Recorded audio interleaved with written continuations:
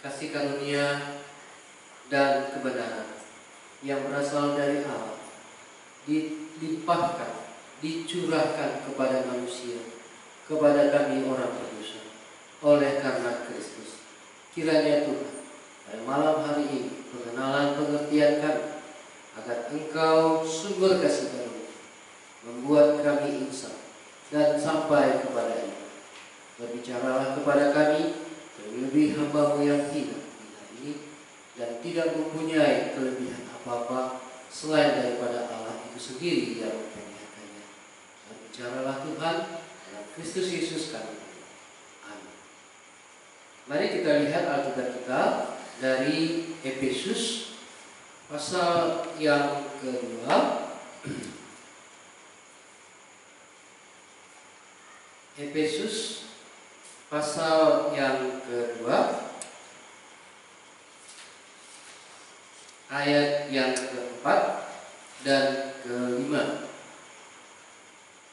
Saya bacakan Efesus pasal 2 ayat yang keempat dan kelima.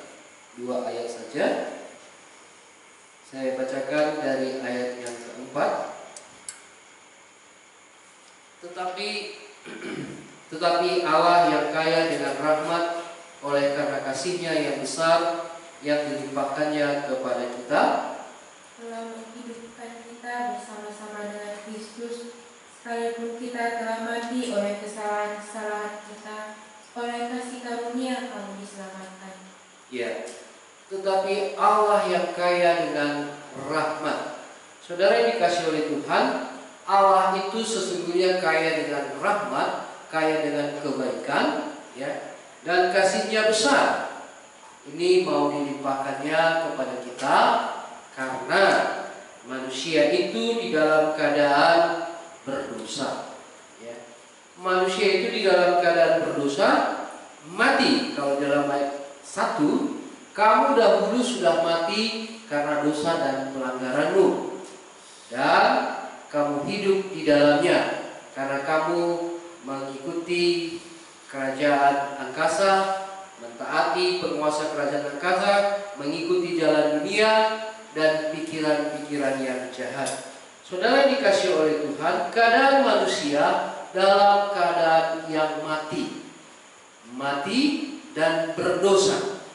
Dan ini yang membuat manusia tidak mampu memikirkan tentang kehidupan yang kekal, tidak mampu memikirkan kasih yang besar karena keterbatasan dan ketertekanan. Oleh karena dosa itu, maka manusia sudah terpisah dengan Allah dan hidup di dalam murka. Murka itu adalah amarah, ya. Murka itu kalau bahasa Keronya rawa-rawa di mata, ya, amarah Tuhan. Karena manusia sudah meninggalkan kebaikan Tuhan, sudah meninggalkan segala yang menunjukkan dia bisa berbahagia, tapi manusia lebih suka hidup di dalam dosanya, hidup di dalam hawa nafsu, ya, mengikuti jalan daging, mentaati penguasa kerajaan angkasa, menuruti kehendak daging dan pikirannya jahat. Itu gambaran keadaan keberdosaan di dalam Efesus pasal 2 ayat 1 sampai 3, ya. Dan di dalam murka itu sama dengan Roma 6 ayat 23, dikatakan sebab upah dosa ialah maut, tetapi karunia Allah ialah hidup yang kekal. Saudara yang dikasihi oleh Tuhan, kalau kita bicara kejahatan manusia di dalam Roma pasal 1, manusia itu sungguh-sungguh jahat di hadapan Allah. Mereka tidak mau diyakinkan dengan kebenaran. Mereka hidup dengan pikiran mereka sendiri. Roma 1 ayat 27, ya, 26, 28 dan 29, dan mereka penuh dengan rupa-rupa kelaliman kejahatan, keserakahan, kebusukan, penuh dengan dengki, pembunuhan, perselisihan, tipu muslihat, dan kefasikan. Dan mereka adalah pengumpat, pemfitnah, pembenci Allah, kurang ajar, congkak, sombong, pandai dalam kejahatan, dan tidak taat kepada orang tua.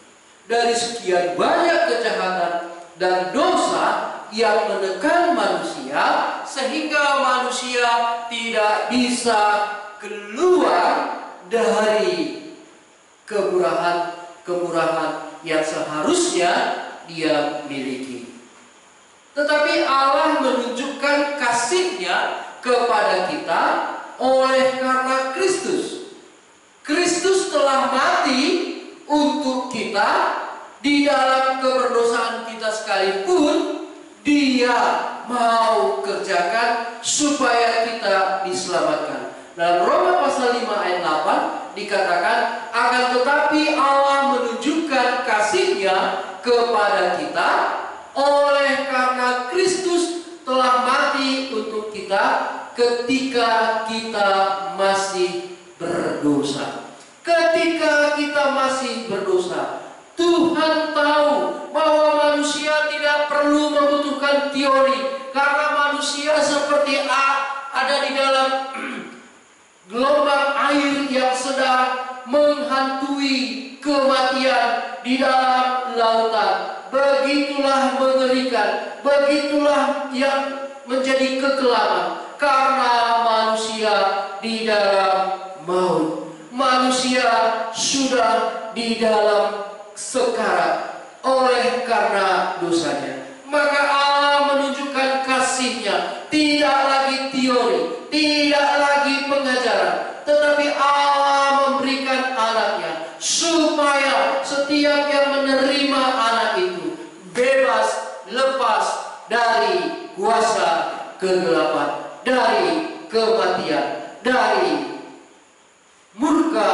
dan amarah yang seharusnya merenggut jiwanya. Saudara yang dikasihi oleh Tuhan, Allah menawarkan solusi, Allah menawarkan jalan keluar di dalam keberdosaan kita. Siapa? Yesus Kristus. Allah memberikan Kristus kepada kita di dalam keberdosaan kita sekalipun. Ia telah memberikannya supaya kita bebas dari hukuman, bebas dari kematian. Dan tidak akan pernah kita dapatkan yang membuat kita bebas dari hukuman selain daripada Kristus. Dan kita bisa lihat dalam kehidupan nyata, sekalipun orang punya uang banyak, ada ketakutan. Sekalipun orang tidak mempunyai uang, ada ketakutan. Sekalipun hidup di dalam pas-pasan, ada kecemasan. Ini karena manusia sudah di dalam ikatan dosa, sudah dikuasai oleh dosa, sudah di dalam lautan dosa, sehingga manusia tidak lagi mendapatkan pengenalan yang benar. Mau kemanakah dia? Dia berputar-putar di dalam hidup dunia ini. Dia tidak tahu arahnya mau kemana. Dan dia melihat ke kiri dan kanan. Dia melihat ukuran standar, ukuran kehidupan, ukuran meteran daripada dunia, ukuran ekonomi daripada global. Dan dia sendiri tidak pernah mendapatkan jaminan kepuasan di dalam hidupnya, seolah-olah dia hidup hanya sebatas bagian dari kehidupan yang akan berakhir di dalam kematian, dan upah dosa ialah maut. Mari kita lihat di dalam hidup kita.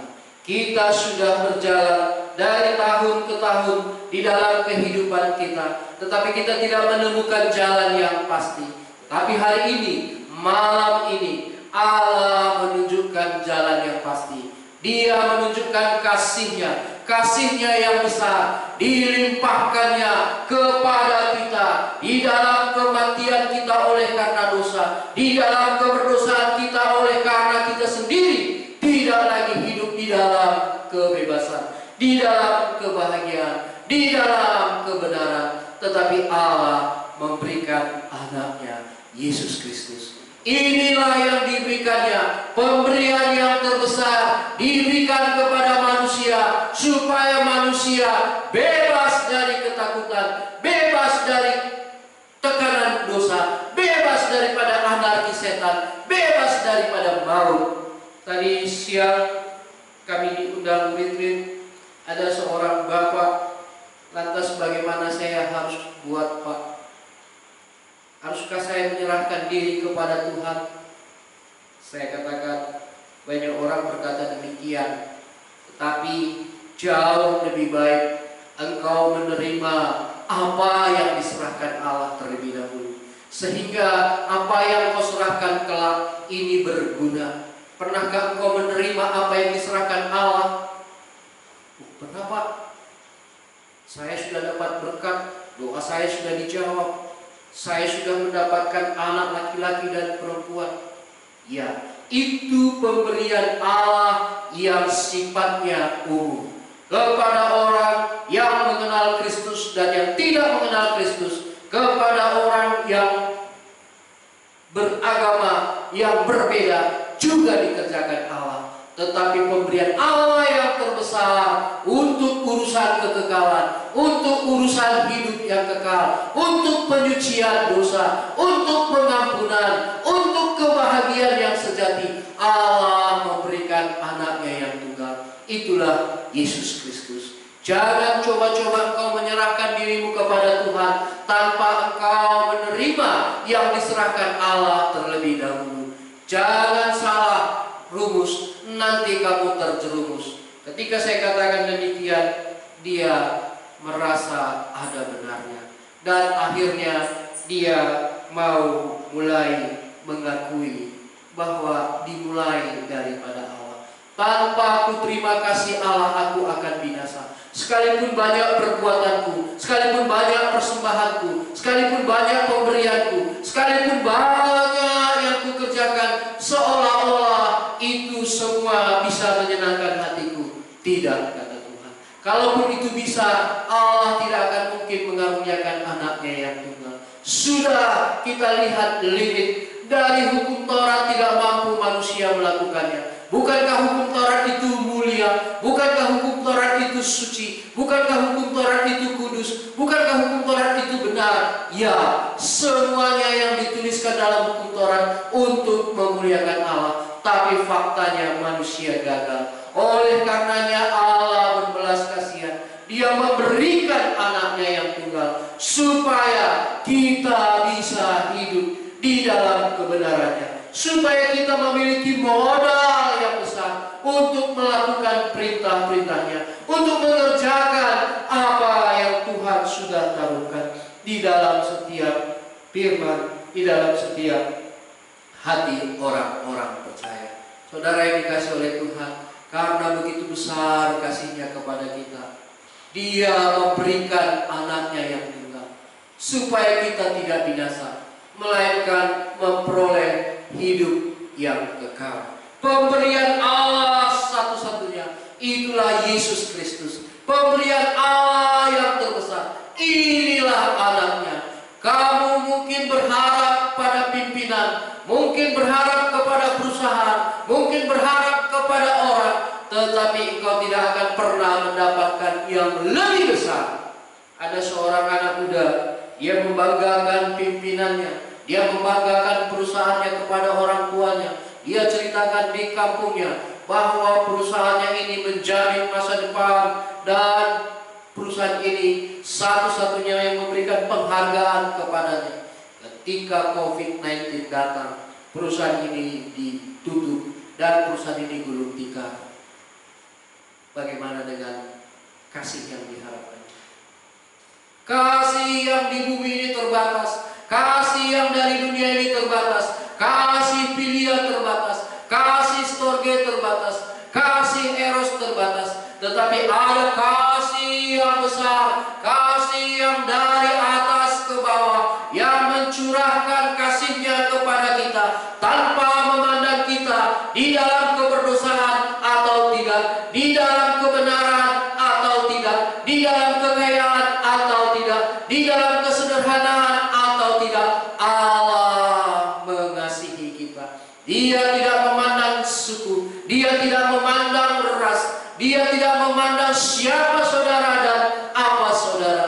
Dia mengasihi kita supaya kita berjalan bersama Dia di dalam kekudusannya, di dalam kesuciannya, di dalam kemuliaannya, di dalam kebesarannya, dan di dalam kehendaknya.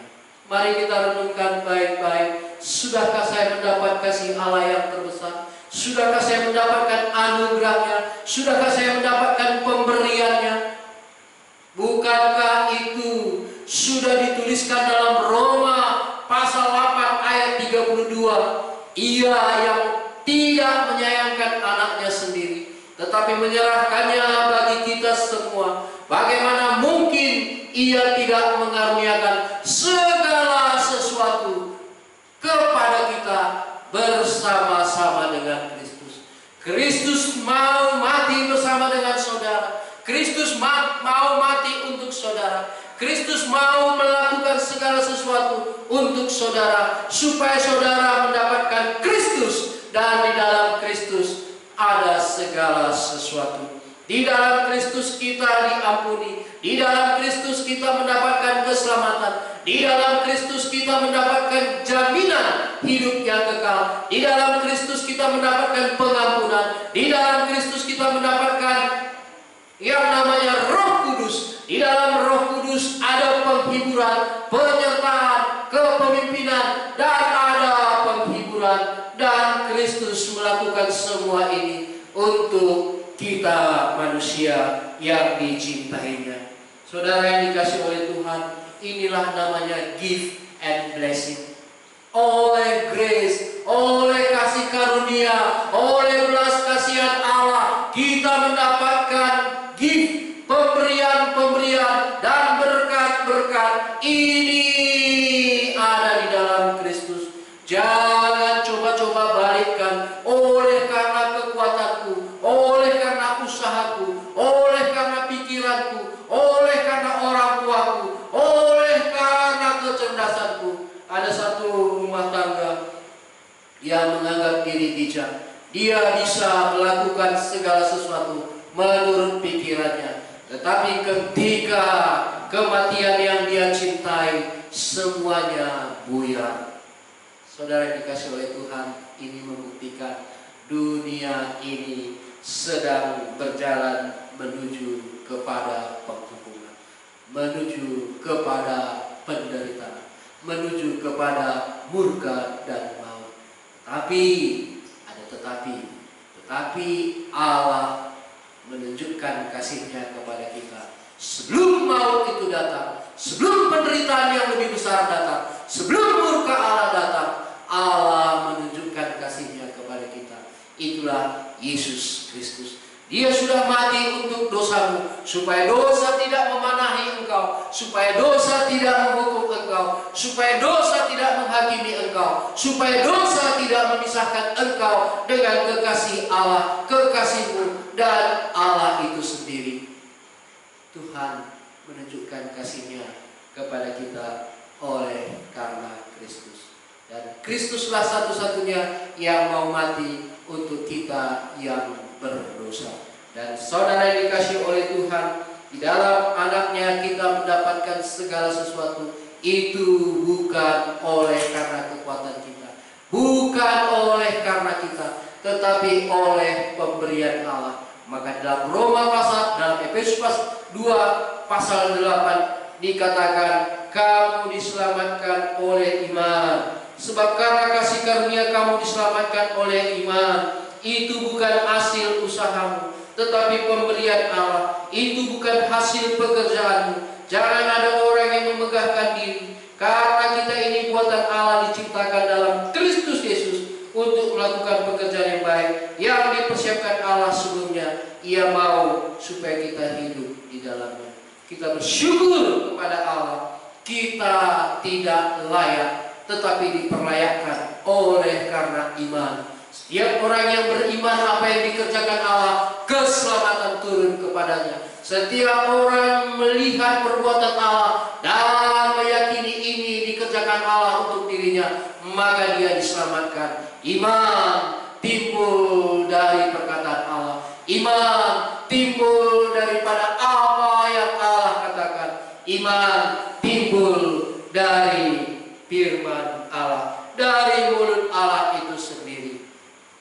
Bapak Ibu Saudara yang dikasihi oleh Tuhan, kita bersyukur kasih yang besar dilimpahkan oleh karena Allah yang kaya dengan rahmat, kasih-Nya yang besar dilimpahkannya kepada kita, sekalipun kita di dalam keberdosaan kita, sekalipun kita di dalam keterpisahan dengan Allah, Allah tetap mengejar kita untuk kita bisa bersama dengan Dia. Dan Allah telah menghidupkan kita bersama-sama dengan Kristus, sekalipun kita telah mati oleh kesalahan-kesalahan kita. Oleh kasih karunia kamu diselamatkan. Saudara yang dikasihi oleh Tuhan, siapakah engkau? Siapakah engkau sehingga begitu Allah peduli? Siapakah engkau sehingga Allah begitu memberikan perhatian khusus, sehingga Ia mengorbankan anaknya yang terkasih, anaknya satu-satunya, karena engkau berharga di matanya, karena engkau adalah gambarannya, karena engkau adalah kekasihnya, karena engkau adalah ingat-ingatannya, karena engkau adalah biji matanya, karena engkau adalah satu-satunya peta teladan Allah yang sudah rusak, yang butuh belas kasihan Tuhan, yang butuh pengampunan, yang butuh anugerah. Maka Allah memberikan Yesus Kristus anaknya yang tunggal. Saudara yang dikasihi oleh Tuhan, benarkah Allah mengasihi manusia? Iya. Ketika setiap orang yang menerimanya, saya sebagai saksi melihat perubahan-perubahan baik di dalam diri saya, baik di dalam diri orang yang sudah menerimanya, maka orang itu mendapatkan kebaikan Tuhan, bukan satu, bukan dua, tetapi kelimpahan demi kelimpahan, anugerah demi anugerah, cinta kasih Tuhan dan kebaikan Tuhan memenuhi, menguasai dia. Mari kita renungkan baik-baik, sudahkah saya dapatkan kasih Allah yang terbesar? Jangan nanti Anda menyesal. Ada kata dilimpahkan, berarti tidak terbatas. Baik anak kecil, baik orang dewasa, baik nenek-nenek, baik orang kaya, baik orang miskin, Allah melimpahkan kasih-Nya kepada kita. Dan ini salah satu yang memicu setiap orang datang kepada Kristus, karena Kristus tidak membatasi setiap orang untuk diselamatkan, karena hanya Dia yang bisa menghidupkan kita, dan Dia pula yang bisa membawa kita kepada Allah. Mari kita renungkan baik-baik, sudahkah saya dapatkan kasih Allah yang terbesar? Karena inilah satu-satunya yang membuat kita diselamatkan. Inilah satu-satunya yang membuat kita bisa bersekutu dengan Allah dan bersatu dengan Allah di dalam kehendak-Nya, di dalam kemuliaan-Nya, bahkan di dalam kekekalan. Mari kita renungkan. Sebelum saya terima Kristus, saya tidak mengerti apa itu namanya pengampunan. Saya tidak mengerti apa itu namanya kekekalan.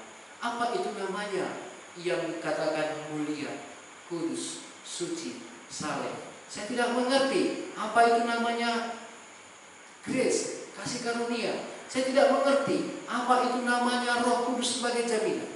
Tapi ketika saya sudah terima Kristus, maka Kristus tinggal di dalam diri saya. Dia hidup menghidupkan saya, sehingga saya hidup bukan lagi oleh karena saya, tetapi oleh karena Dia hidup dan Dia menang terhadap dosa, dan saya pun bisa menang terhadap dosa. Dan saya sangat bersukacita bisa berkemenangan oleh karena Kristus. Dan setiap kali godaan saya bisa taklukkan oleh karena Kristus. Dan setiap kali ada musuh, ada tantangan, ada kesesatan, saya bisa dimenangkan oleh karena Kristus. Mari kita cek dalam diri kita, sudahkah ada Kristus? Kalau sudah ada, untuk apa Dia? Apa buktinya? Inilah buktinya kasih Allah yang besar, supaya kamu tidak sendiri, supaya kamu tidak binasa, supaya kamu tidak lagi ragu akan pengharapan yang kekal, pengharapan hidup yang kekal, pengharapan yang begitu besar yang Allah sudah siapkan untuk kita. Who are you? You think yourself. Pikirkan dirimu. Cek benar-benar, sudahkah ada Kristus di dalam diri saya? Ini yang dimaksudkan kekayaan Allah yang besar. Ini yang dimaksudkan Allah. Aku kaya dengan rahmat, segala sesuatu kusediakan bagimu. Terlebih-lebih engkau yang sudah mengecap kasih karunia, yang sudah menerima anakku. Saudara yang dikasih oleh Tuhan, kenapa Allah katakan demikian? Karena tidak ada lagi dosa. Jika masih ada dosa di dalam dirimu, siapakah yang diuntungkan ketika engkau diberkati? Tentu engkau bersama setan, dan engkau akan menjadi sombong, dan setan akan menjadi terbunuh. Sehingga Allah stop yang namanya berkat, stop yang namanya kasih karunia kalau engkau belum menerima Kristus. Jangan coba-coba melakukan segala sesuatu dengan usaha dan pikiranmu tanpa pengampunan dosa. Jika engkau memikirkan segala sesuatu baik itu yang benar, yang mulia, bersama dengan dosamu, tidak laku, tidak layak di hadapan Tuhan. Allah yang kaya dengan rahmat, kasih-Nya yang besar, dilimpahkannya kepadamu dan kepada saya, supaya kita hidup bersama-sama dengan Kristus. Sekalipun kita mati oleh karena dosa kita, Allah memberikan jalan keluar, Yesus Kristus. Inilah pengampunan yang sudah Allah sediakan, dan ini tiada taranya. Tidak ada ditemukan dimanapun, tidak kita temukan di dalam keadaan situasi baik atau susah, baik atau tidak baik, susah atau senang, tidak kita temukan selain di dalam Kristus. Bapak Ibu Saudara yang dikasihi oleh Tuhan, sudahkah engkau memikirkan siapakah dirimu dan mau kemanakah engkau? Tidakkah kita tahu di dalam kehidupan yang tidak menentu dalam COVID-19 ini, kita bisa mendengar dengan tiba-tiba ada orang yang meninggal, dan tiba-tiba ada orang yang langsung tanpa gejala meninggalkan dunia, mengembuskan nafas terakhir. Hari ini Allah mengingatkan engkau, aku Allah yang kaya dengan rahmat, kasih-Ku besar, Kulimpahkan kepadamu di dalam Anak-Ku yang tunggal, di dalam Kristus Yesus, supaya engkau tidak binasa, supaya engkau tidak mati, supaya engkau tidak sendiri, supaya engkau tidak dikuasai oleh si iblis, dan supaya engkau tidak dikuasai oleh dosa, dan engkau berkemenangan terhadap segala perkara, segala pertarungan, dan memungkinkan engkau terus menjadi alat kemuliaan Tuhan sampai akhir hidup. Mari Bapak Ibu semua dikasih Tuhan, kita renungkan baik-baik, siapakah saya di hadapan Allah yang begitu kaya, begitu mulia, begitu baik, begitu mengasihi kita. Dia berikan jalan keluar supaya kita tidak binasa, dan Dia sendiri yang mengerjakannya di kayu salib, di dalam tubuhnya di kayu salib, dikerjakannya untuk keselamatan kita, untuk pengampunan dosa kita, supaya kita hidup di dalam anugerah-Nya, hidup di dalam kasih karunia-Nya, hidup di dalam kebaikan, hidup di dalam cinta, hidup di dalam kebenaran. Mari kita bersatu. Bapak yang di sorga, kami sangat bersyukur dan berterima kasih buat malam ini. Kami tahu firman yang kami sampaikan ini sudah dikerjakan oleh Kristus. Firman yang disampaikan ini adalah diilhamkan dari Allah oleh Kristus, dan firman ini juga yang membuat kami yakin untuk kami sampai kepada Allah. Terima kasih Tuhan, Engkau sudah melakukannya, dan Engkau sudah memperlihatkannya, Engkau sudah menyatakannya, dan Engkau sudah berfirman kembali kepada kami. Biarlah Roh-Mu yang kudus dan luas membuat kami sampai kepada Allah oleh karena kasih karunia-Mu semata-mata. Sebentar hamba-Mu berhenti bersama, biarlah Roh-Mu yang kudus meneruskannya, karena Engkaulah Allah yang berdaulat, yang berotoritas, yang menentukan, yang berhak membuat kami beriman dan sampai kepada kekekalan. Dalam Kristus Yesus kami